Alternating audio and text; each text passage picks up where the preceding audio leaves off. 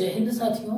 देखिए फिर से काफ़ी लंबे समय बाद आपके लिए एनटीपीसी प्रीवियस ईयर पेपर का सॉल्यूशन लेकर आए हैं और आज की क्लास में हम 21 जनवरी 2021 को सेकेंड शिफ्ट में हुए जितने भी मैथ के इम्पोर्टेंट क्वेश्चन बनते हैं उन सभी को बारी बारी से डिस्कस करने वाले हैं और जो भी क्वेश्चन बताएंगे उससे जो भी इम्पोर्टेंट पॉइंट बनेगा वो सभी पॉइंट्स भी आपके सामने मैं रखने वाला हूँ। तो उस पॉइंट्स को आप ध्यान से देखिएगा और हो सके तो नोट कर लीजिएगा, ठीक। क्योंकि बार बार वही चीज़ें पूछा जा रहा है। प्रीवियस ईयर पेपर की बात करें तो मैथ में या रीजनिंग में वही क्वेश्चन सेम पैटर्न, सिर्फ डिजिट चेंज कर दिया जाता है।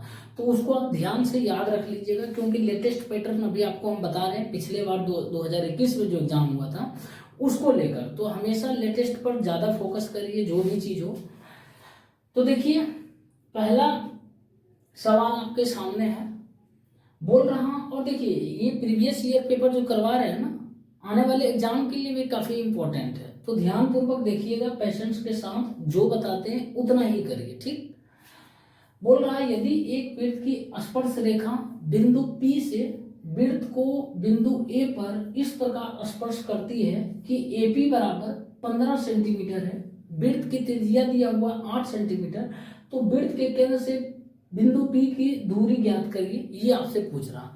तो देखिए एक दिया हुआ है कितना 15 सेंटीमीटर, दूसरा त्रिज्या जो है वो 8 है। तो इसका 100% केंद्र से P के बीच की दूरी जो होगा वो ट्रिपलेट के माध्यम से हो जाएगा। 15 के स्क्वायर प्लस 8 के स्क्वायर 225 प्लस 289 मतलब 17 आ जाएगा इसका करेक्ट आंसर। लेकिन इसको हम फिगर के माध्यम से ड्रॉ कर देते हैं और ये सब ऐसे बताएं, प्रैक्टिस का खेल है। यदि प्रैक्टिस आप भी कर लिए हैं तो इस तरीके से बिना कैलकुलेशन किए और बिना फिगर ड्रॉ कराए आप बना दीजिएगा। देखिए जैसे एक सर्किल है, ठीक। बोल क्या रहा है कि यदि एक वृत्त की स्पर्श रेखा जो है ना बिंदु P से वृत्त को बिंदु A पर इस प्रकार स्पर्श करती है। बिंदु A मान लेते हैं ये है, ये बिंदु A है, इस पर स्पर्श करती है P, कहीं ये पॉइंट मान लेते हैं इस पॉइंट से, ठीक।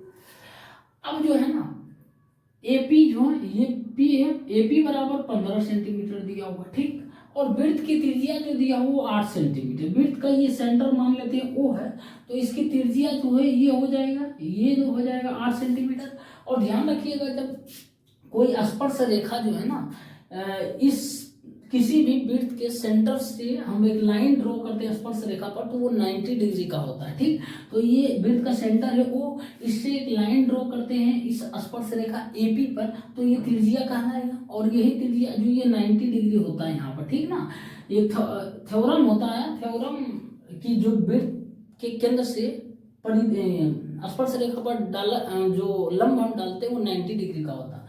तो बस अब इसको मिला दीजिए तो देखिए ये क्या हो गया, राइट एंगल ट्रायंगल हो गया। इसमें देखिए ये क्या हो 90 डिग्री, ये बेस हो जाएगा और ये क्या हो जाएगा हाइट हो जाएगा और ये हाइपोटेनस हो जाएगा। या तो फिर इसको बेस मान लीजिए या इसको हाइट मान लीजिए। ये हाइपोटेनस तो चेंज नहीं होगा, जो जब भी चेंज होगा ये दोनों ये होगा ना।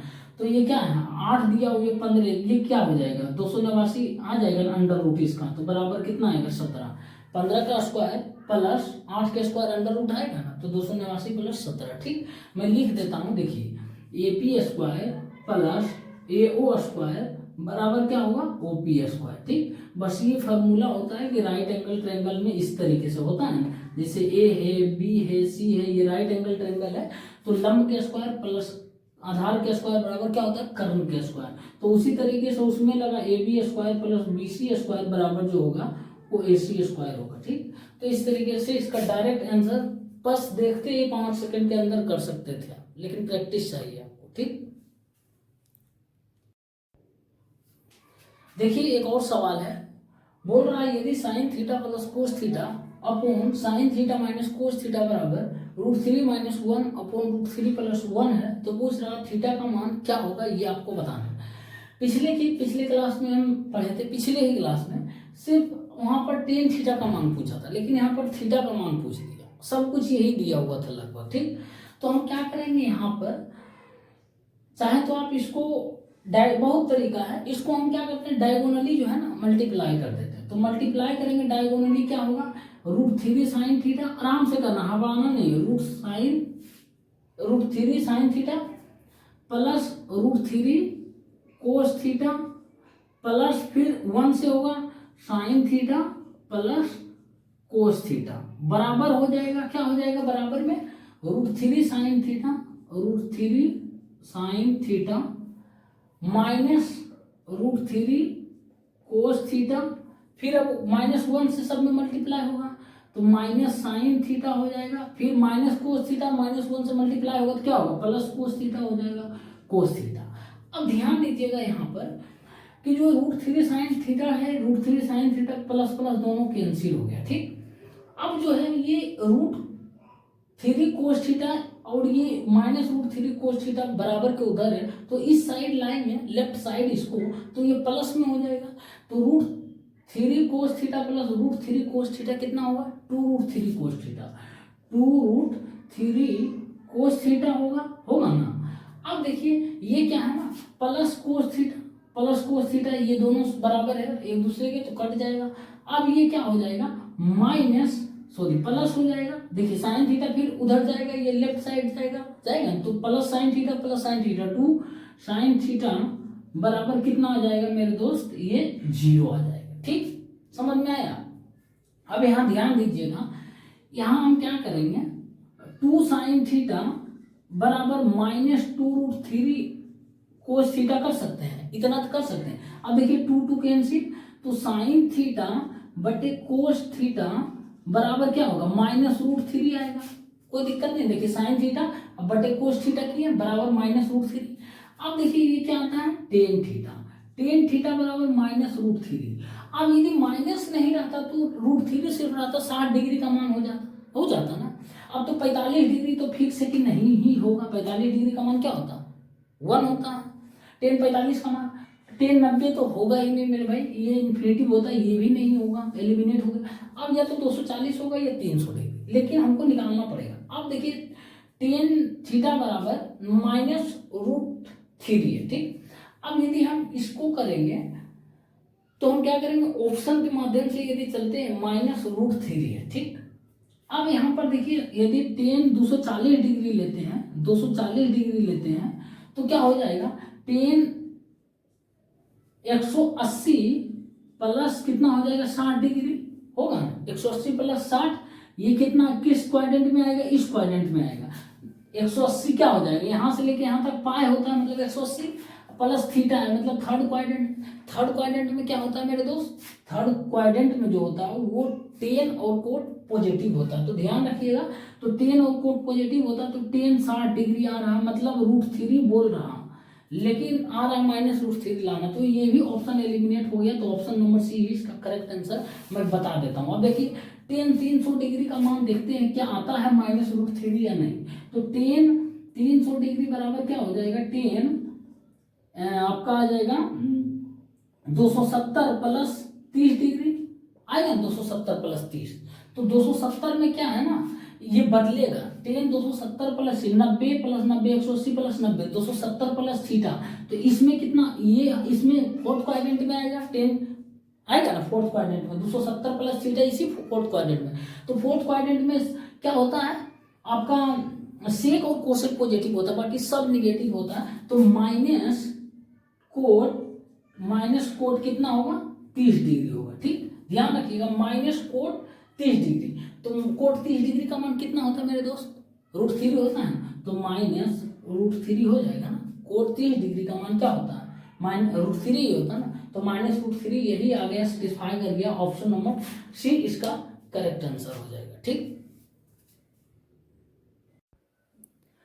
देखिए एक और सवाल है, बोल रहा है यदि P बराबर A into M into R और Q बराबर B into M into 2 into R है, जहां A B M R जो है ना वो विषम अभाज्य संख्याएं हैं, तो पूछ रहा हूं आपसे P और Q का HCF ज्ञात करिए। तो P और Q का HCF पूछ रहा, तो सबसे पहले लिख देंगे P बराबर जितना है ना मान उतना लिख देंगे, A M इंटू R है ये मल्टीप्लाई में है, ठीक।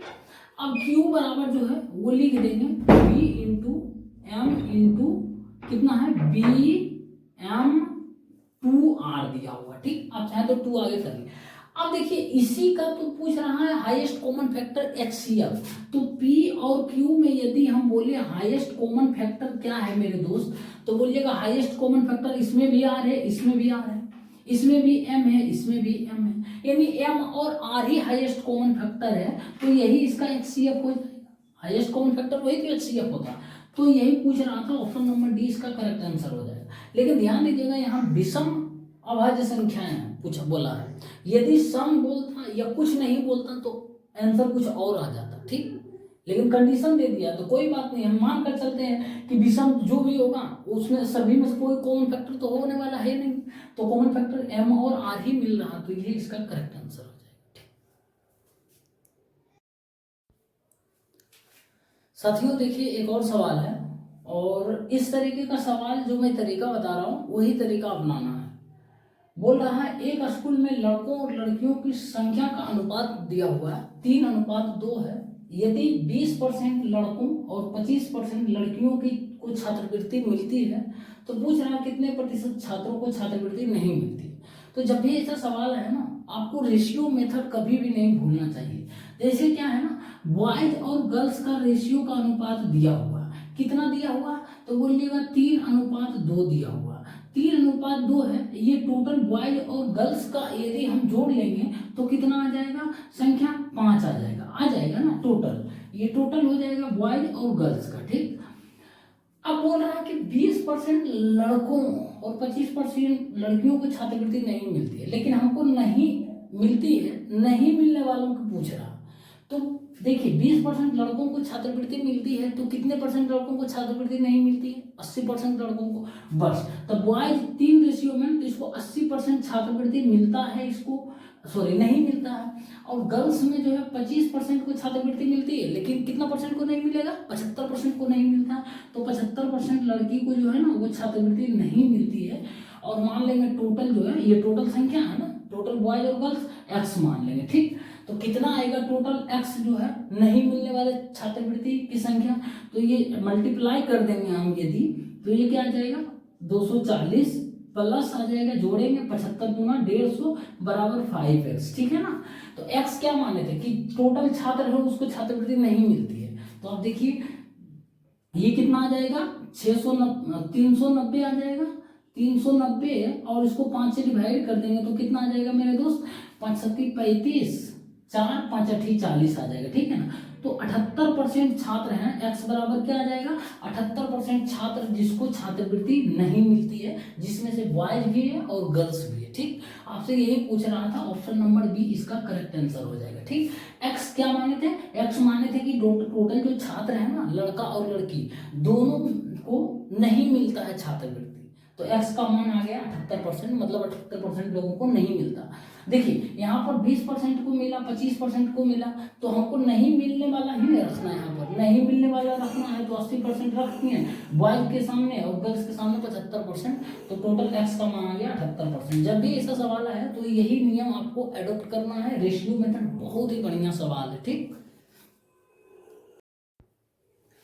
देखिए एक और सवाल है, और ये एलसीएम और एचसीएफ का बहुत ही इंपॉर्टेंट है और बार बार पूछा जाता है।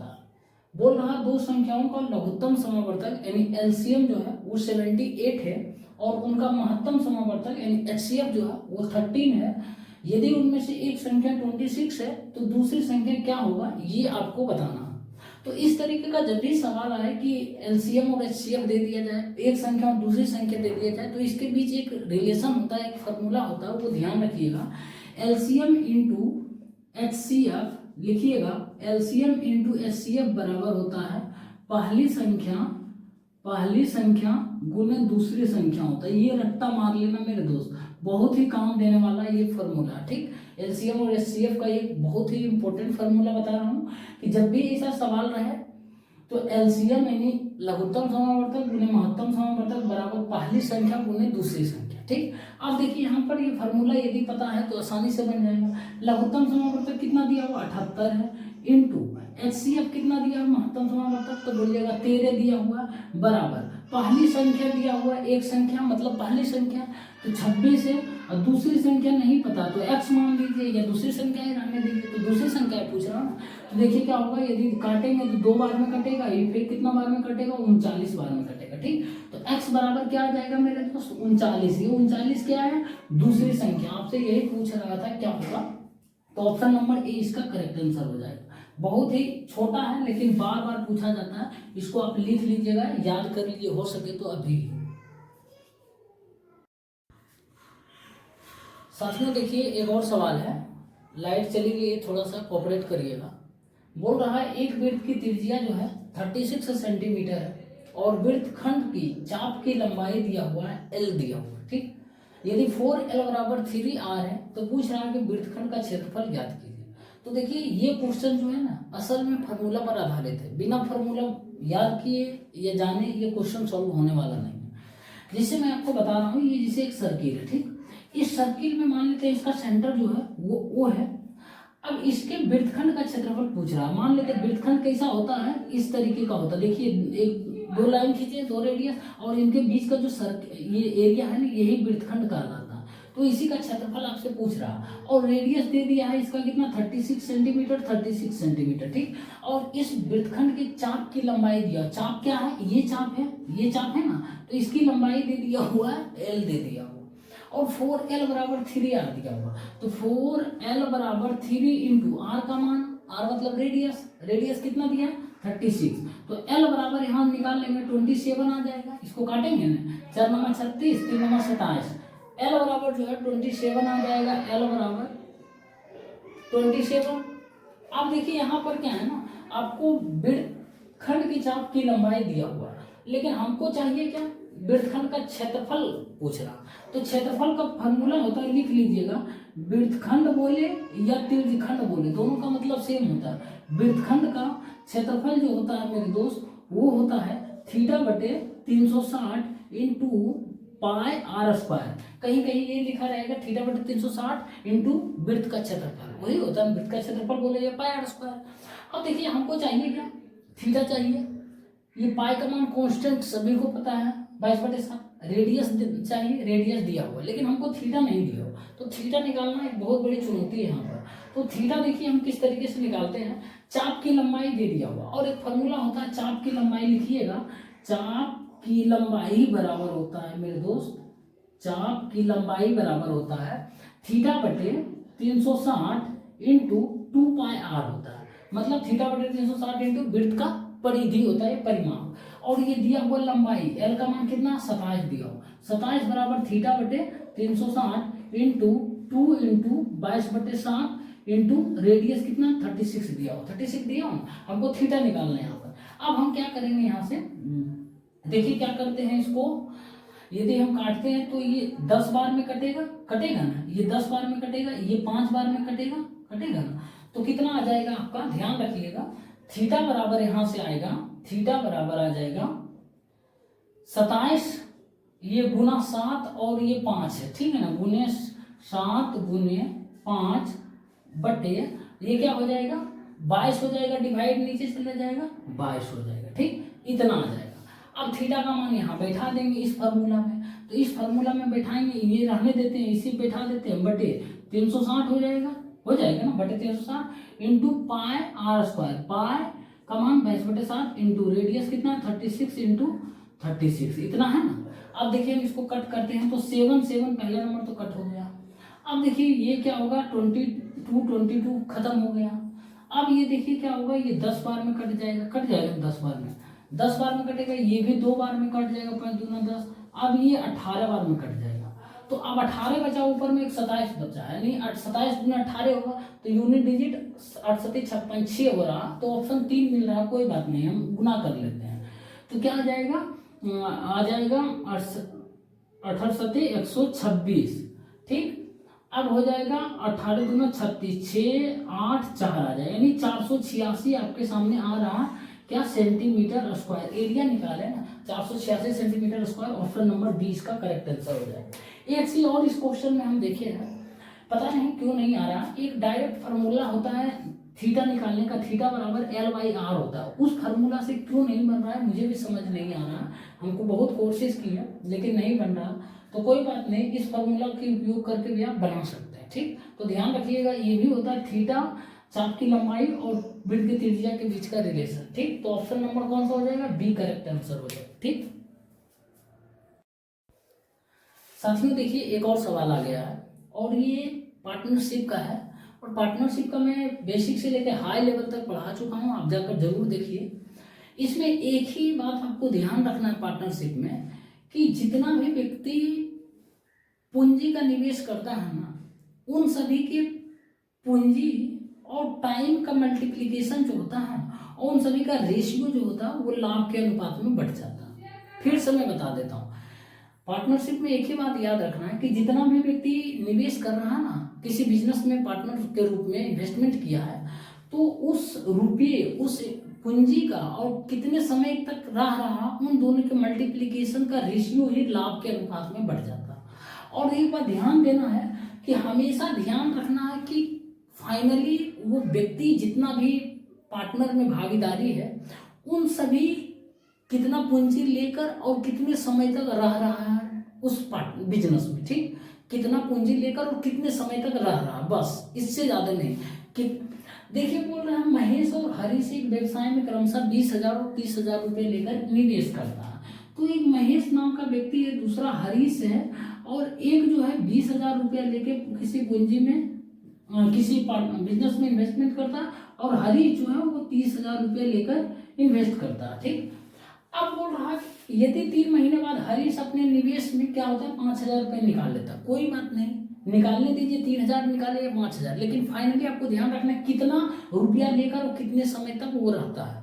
तो 3 महीने के बाद 5,000 निकालता है, तो हम मानते हैं कि ये जो है हरीश जो 3 महीने तक तो ये 30,000 रुपये लेकर पूंजी में रहा, उसके बाद क्या किया जाता है 5,000 रुपये निकाल लेता। तो पहले 30,000 रुपया लेकर पूंजी में बैठा था, अब 5,000 निकाल लेता तो कितना होता है, तो 25,000 रुपया वो पूंजी में लेकर अभी भी बैठा है। कितने समय के लिए बैठा है नहीं पता है, पहले 30,000 रुपया लेकर 3 महीने तक वो किया काम, उसके बाद 5,000 निकाल लिया, इतना अभी रहने देते हैं। कितना टाइम से मल्टीप्लाई होगा अभी नहीं जानना है। देखिए आगे बोला गया तो उनके बीच प्राप्त लाभ किस अनुपात में बढ़ेंगे। अब हमको दिया नहीं है कहीं कितने समय तक के लिए इन्वेस्टमेंट हो रहा है बिजनेस में, 1 साल है 2 साल नहीं पता है, तो हम मान लेंगे कि 1 साल तक इन्वेस्टमेंट में वो पार्टिसिपेट करता है दोनों, ठीक। तो ये देखिए 1 साल तक करता है, तो महेश के बारे में कुछ नहीं बोला, मतलब ये टोटल समय के लिए इन्वेस्ट करता है, तो 12 महीने के लिए कर लेता है ना। अब देखिए ध्यान रखिएगा, यहाँ महीना में मल्टीप्लाई कर रहे हैं, यहाँ भी महीना में होना चाहिए, यहाँ टाइम वर्ष में कर रहे हैं तो यहाँ भी वर्ष में होना चाहिए हर जगह, ठीक है ना। एक ऐसा नहीं उधर महीना में कर देंगे इधर वर्ष में कर देंगे, है ना, तो ध्यान रखिएगा। अब जो है ये 3 महीने तक इतना किया 30,000 लेके इन्वेस्टमेंट, अब बचता है कितना, आखिरी के 9 महीना बचता है, तो आखिरी के 9 महीने कितना लेकर वो इन्वेस्टमेंट करेगा 25,000, क्योंकि 5,000 निकाल लिया है, तो 9 महीने तक के लिए वो करेगा। ये अपना बेचारा 20,000 रुपया लेकर 12 महीना मतलब 1 साल के लिए कर रहा। अब देखिए जितना संभव हो सके छोटा कर लीजिए, जैसे यहाँ पर देखिए क्या क्या करेंगे हम, यहाँ 3 जीरो काट लेंगे, 3 जीरो, यहाँ भी 3 जीरो कट गया ना। अब देखिए यहाँ 20 गुने 12 करेंगे, 12 दूना 24, 240, और ये क्या हो जाएगा 90 हो जाएगा, प्लस 25 नामा 225, ये क्या हो जाएगा आपका 9 2 11 315 आ जाएगा, ठीक। इसको हम कर देते हैं 315, 240 अनुपात जो है 315 हो जाएगा, ठीक ना, 5 90 वर्ग वो ठीक है।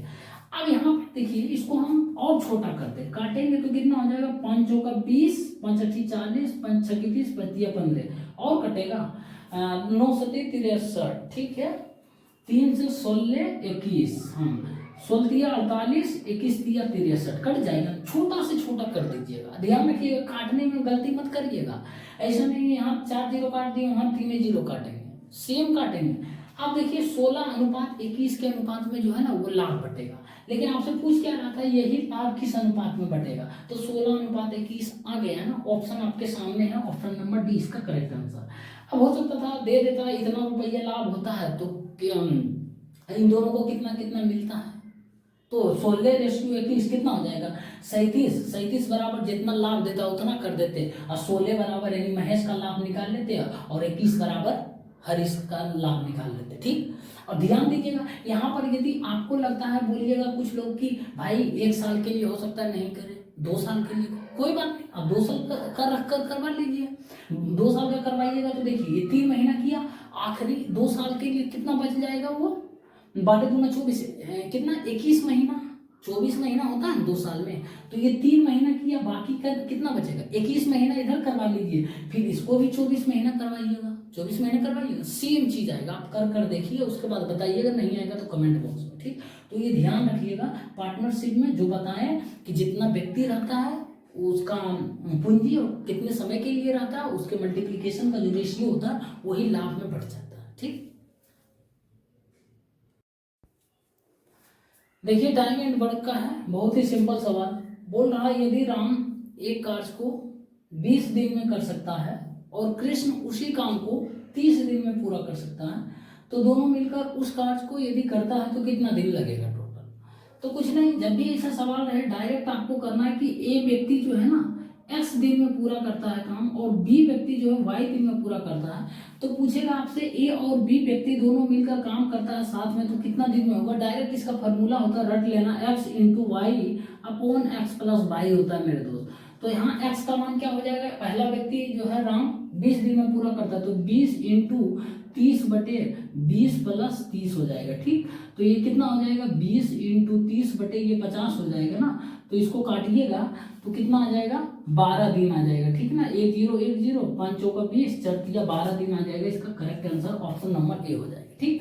ये डायरेक्ट तरीका है, ठीक। एक और तरीका बता देते हैं, जैसे मान लेते हैं राम, ये तो हमेशा बताते हैं राम जो है 20 दिन में पूरा करता है और जो है कृष्ण है ना उसी काम को 30 दिन में पूरा कर सकता है। तो अब देखते हैं इन दोनों के टाइम का एलसीएम ले लेंगे, तो इन दोनों के टाइम का एलसीएम 60 हो जाएगा, यही टोटल वर्क मान लेते हैं कि 60 जो है ना वो वर्क करेगा टोटल। तो राम का यदि एफिशिएंसी निकालते हैं तो कितना आएगा, 3 आएगा, और कृष्ण का एफिशिएंसी की बात करें तो 2 आएगा। अब देखिए दोनों मिलकर कितना काम करेगा, 60 काम करना है पूरा, दोनों मिलकर यानी राम और कृष्ण को मिलाकर, तो कितना की एफिशिएंसी से करेगा, 3 राम और 2 की एफिशिएंसी से कृष्ण करेगा, यानी 5 की एफिशिएंसी से तो करेगा। कितना दिन लग जाएगा, 12 दिन लग जाएगा मेरे दोस्त, इसको भी काम करने में, और ये भी 12 दिन आ जाएगा। सेम वही आंसर आ रहा है, ऑप्शन नंबर ए इसका करेक्ट आंसर हो जाएगा, ठीक। बहुत तरीका है बनाने का, लेकिन ध्यान रखिएगा ये मेथड बहुत ही ज़्यादा यूजफुल रहेगा, क्योंकि ये तो रटा रटाया है आपको फार्मूला के माध्यम से, लेकिन घुमा देगा जब तो यही आपको यही जो तरीका है ना यही आपके लिए बहुत ही यूजफुल रहने वाला है। देखिए फिर से एक और सवाल आ गया है टाइम एंड वर्क का। बोल रहा है ए बी के मुकाबले दोगुनी तेजी से काम करता है, यदि दोनों मिलकर किसी काम को 12 दिन में पूरा करता है, तो बी अकेला उस काम को यदि करता है तो कितना दिन लगेगा बी को करने में। तो कोई बात नहीं, 2 व्यक्ति है, ए है और दूसरा व्यक्ति बी है।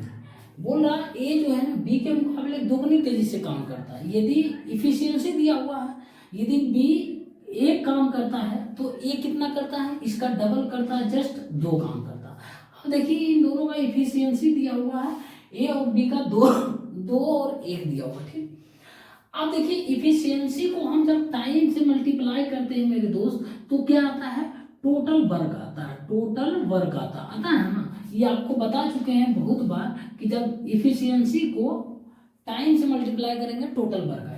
अब देखिए दोनों मिलकर किसी काम को 12 दिन में पूरा करता है, तो दोनों मिलकर 12 दिन में पूरा करता है ए और बी, तो ए और बी का इफिशियंसी हम यदि जोड़ते हैं तो कितना आएगा, 2 + 1 आएगा, यानी 3 की इफिशियंसी से ये काम करता है तो 12 दिन उसको लग जाता है, यानी ए और बी दोनों मिलकर 3 की इफिशियंसी से काम करेगा, 2 + 1 3 की इफिशियंसी से करेगा, तो कितना दिन लग जाएगा, 12 दिन लग जाएगा। तो इफिशियंसी ये है और ये टाइम है, देखिए इन दोनों का मल्टीप्लिकेशन क्या आ जाएगा, टोटल वर्क आ जाएगा। टोटल वर्क कितना हो जाएगा मेरे भाई, 36। कुल काम मैं लिख देता हूँ 36 आ जाएगा, यानी काम असल में 36 है, ठीक।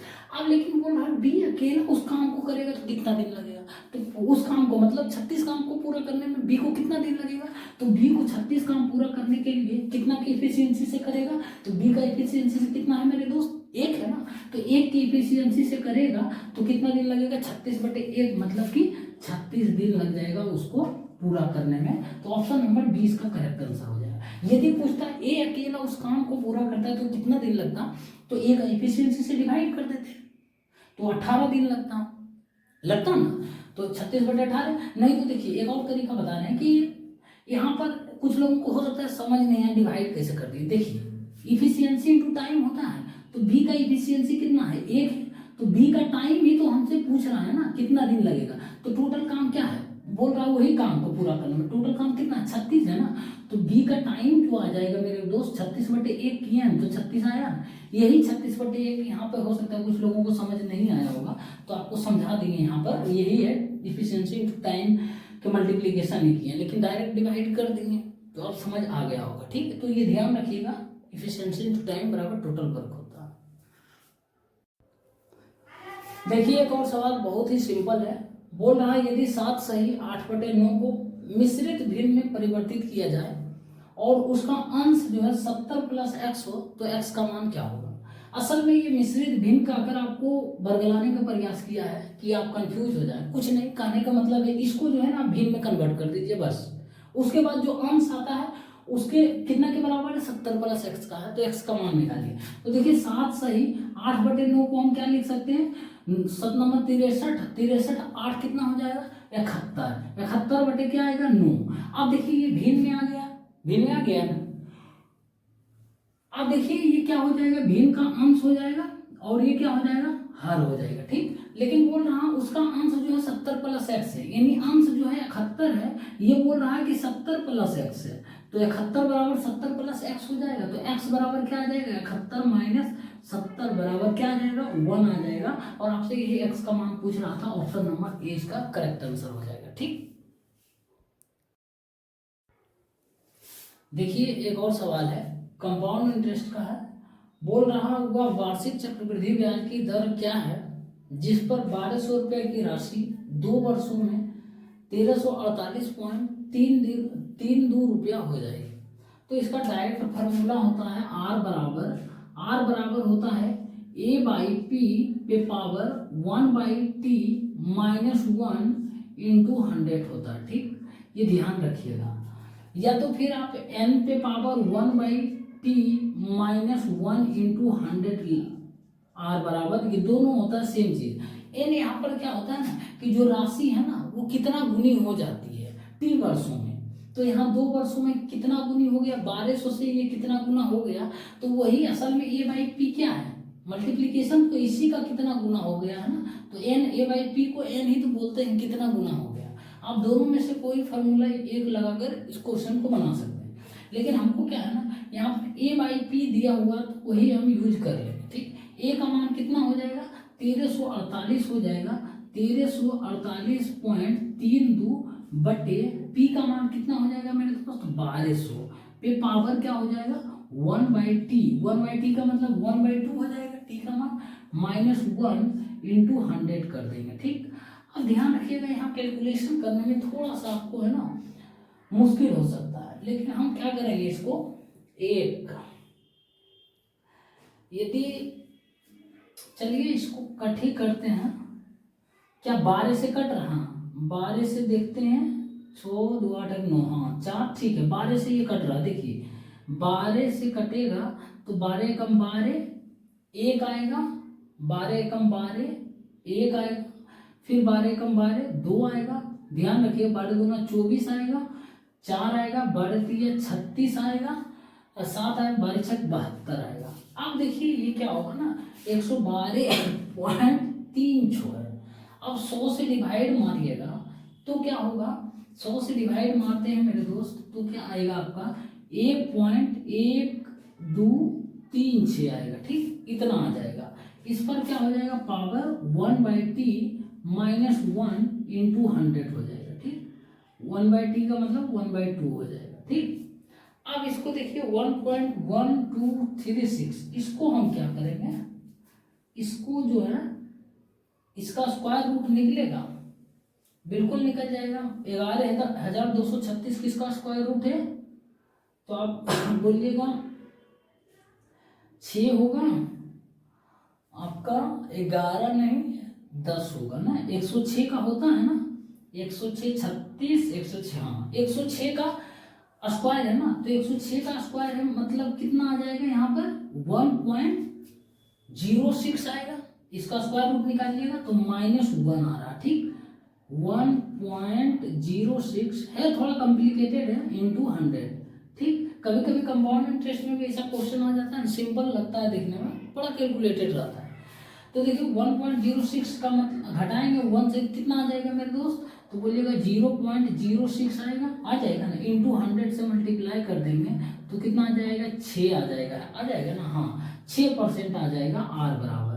और आपसे यही पूछ रहा था, तो ऑप्शन नंबर ए इसका करेक्ट आंसर हो जाएगा। ठीक, देखिए क्या किया, ये फॉर्मूला आपको पहले पता होना चाहिए। उसके बाद कुछ नहीं किया, ए का मान अमाउंट 1348.32 रख दिया बटे प्रिंसिपल 1200 रख दिया, उसके बाद काटे 112.36 आया, फिर 100 से डिवाइड करें तो 1.1236 आया। अब ये देखिए 1.06 का स्क्वायर है ना, इतना है ना, यानी 106 का स्क्वायर पॉइंट 4 अंक के बाद तो स्क्वायर रूट आएगा तो 2 अंक होगा, तो 2 अंक के बाद 1.06 में से 1 घटाए हैं, उसके बाद फिर 100 से मल्टीप्लाई कर दिए तो 6% आ गया। ठीक, तो ध्यान रखिएगा, थोड़ा सा होता है कभी कभी पूछ देता है घुमाने वाला क्वेश्चन।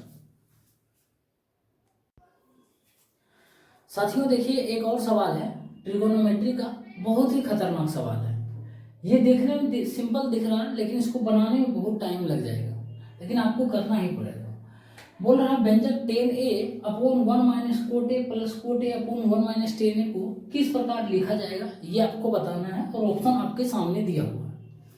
तो देखिए चाहे तो आप एंगल का मान भी इसमें रख सकते हैं, और जो एंगल का मान रखने पर वैल्यू आएगा वो इस ऑप्शन में उसी एंगल को पुट कर देना, और वैल्यू इसके बराबर आ जाएगा ना, तो वही इसका करेक्ट ऑप्शन होगा और आंसर। ठीक, लेकिन हम क्या करेंगे, यहाँ पर एंगल का मान हम नहीं पुट करेंगे, देखते हैं कैलकुलेशन कर कर क्या होता है। तो देखिए यहाँ पर कैलकुलेशन करेंगे, 10a को हम साइन ए अपॉन कोस ए लिख सकते हैं, sine A upon cos A upon 1 minus cot A को क्या लिख सकते हैं, cos A upon sine A plus cos A upon sine A लिखेंगे ना कोट ए को, बटे 1 minus sine A upon cos A. ठीक, अब ध्यान रखिएगा, देखिए यहाँ पर क्या करेंगे, एलसीएम लेंगे, साइन ए माइनस कोस, और ये साइन ए ऊपर चला जाएगा, इस साइन ए से मल्टीप्लाई होगा तो क्या होगा, साइन स्क्वायर ए अपॉन ये कोस ए तो है, कोस ए इंटू क्या हो जाएगा, ये sign A minus cos A, sign A minus cos A हो जाएगा। ठीक, इतना हो जाएगा, प्लस फिर है प्लस, फिर उसी तरीके से ये क्या हो जाएगा, कोस A into cos A, cos square ए बटे साइन ए इंटू क्या हो जाएगा, कोस ए माइनस साइन ए, कोस ए माइनस साइन ए हो जाएगा। ठीक, इतना हो जाएगा। अब देखिए हम क्या करेंगे यहाँ पर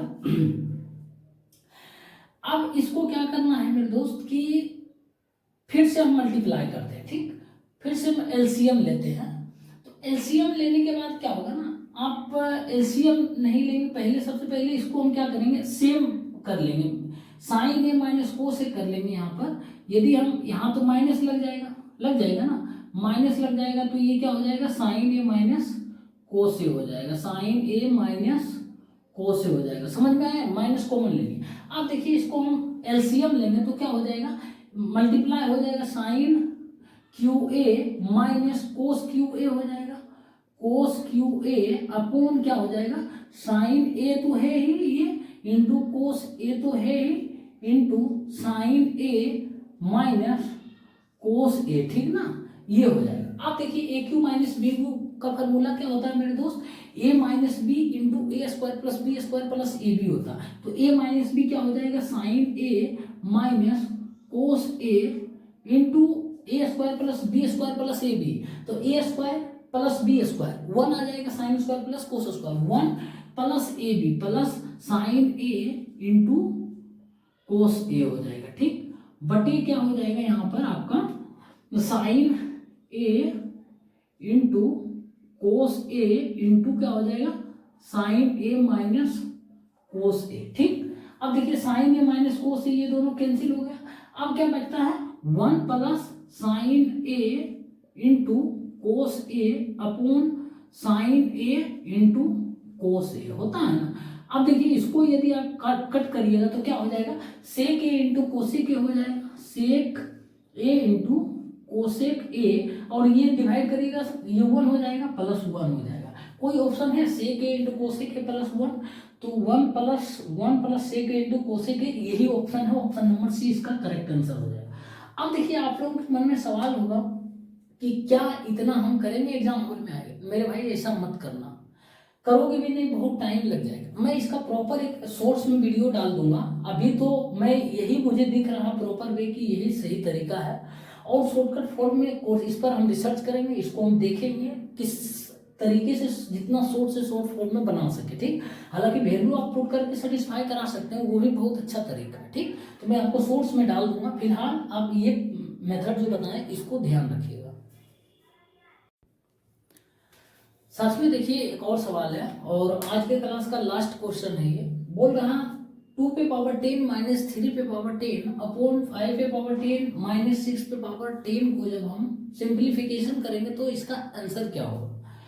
क्या वो अनआइडेंटिफाइड होगा, मतलब इंफिनिटिव अपरिभाषित होगा, या फिर एक ऋणात्मक परिमेय संख्या मतलब एक निगेटिव रेशनल नंबर होगा, या फिर ना तो पॉजिटिव ना ही निगेटिव रेशनल नंबर होगा, या फिर एक पॉजिटिव रेशनल नंबर होगा।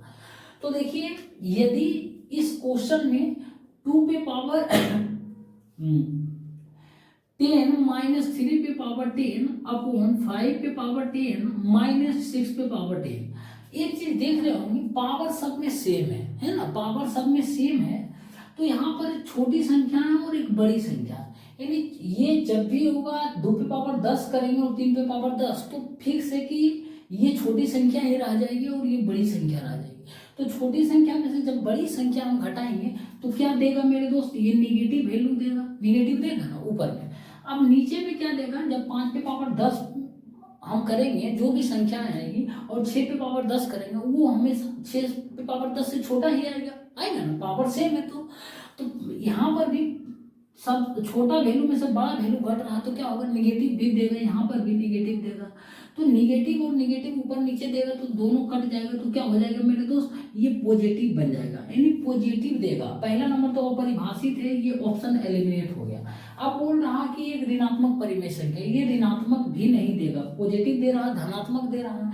क्या ना धनात्मक ना ऋणात्मक, ऐसा कुछ नहीं है। ऋणात्मक तो ठीक है नहीं दे रहा, लेकिन धनात्मक बोल रहा कि नहीं होगा, लेकिन धनात्मक है ना, तो ये भी ऑप्शन एलिमिनेट हो गया। तो बाकी ऑप्शन एक ही बचता है, ऑप्शन नंबर डी इसका करेक्ट आंसर हो जाएगा। एक धनात्मक परिमेय संख्या देगी कि जो भी नंबर आएगा निगेटिव में होगा, कुछ भी नंबर होगा ना, जो भी होगा तो वो नंबर बटे नीचे में जो आएगा नंबर, दोनों का रेशियो क्या होगा, एक परिमेय संख्या ही तो होगा ना। जैसे मान लेते एक छोटी सा ले 2 पे पावर 2 ले लेते, इवेन पावर है ना, 2 पे पावर 2 माइनस 3 पे पावर 2 ले लेते हैं, सेम पावर लेंगे, बटे फिर 5 पे पावर 2 लेते हैं माइनस 6 पे पावर 2 लेते हैं। सबसे सुटेबल तरीका ये है समझाने का, है ना, एक एग्जाम्पल। अब देखिए क्या हो जाएगा, 4 माइनस 9 बटे क्या होगा 25 माइनस 36। अब देखिए हमेशा आया नहीं, छोटा आया और छोटा में से बड़ा जा रहा है, क्या होगा -5 आएगा। अब बटे ये क्या आएगा 25 माइनस 36 माइनस 11 आएगा। तो देखिए दोनों निगेटिव आ रहा है, क्या निगेटिव निगेटिव क्या होगा, कट जाएगा, तो 5 बटे क्या आएगा 11 पॉजिटिव में आएगा। ये क्या आएगा, परिमेय संख्या आएगा एक जो कि पॉजिटिव में होगा, ठीक है ना, जो कि पॉजिटिव में होगा। तो आपसे ऑप्शन नंबर डी ही इसका करेक्ट आंसर होगा। ठीक, उम्मीद करते हैं आज के क्लास में जितना भी क्वेश्चन बताएं आपको समझ आया होगा। समझ आया मेरे भाई तो कमेंट बॉक्स में बताइएगा, बिल्कुल समझ आया, और नहीं भी आया तो भी बताइएगा, क्योंकि नेक्स्ट बार मैं कोशिश करूंगा और आपको बेहतर से बेहतर समझाने का और तरीका लाऊंगा, ठीक ना। उसके बाद अच्छा लगा तो वीडियो को लाइक कर दीजिए, शेयर कर दीजिए, और हमारे चैनल पर नए हैं तो सब्सक्राइब कर दीजिए। ठीक, मैं एनटीपीसी का ये प्रीवियस ईयर पेपर मैं करवा दूंगा, घबराइए नहीं।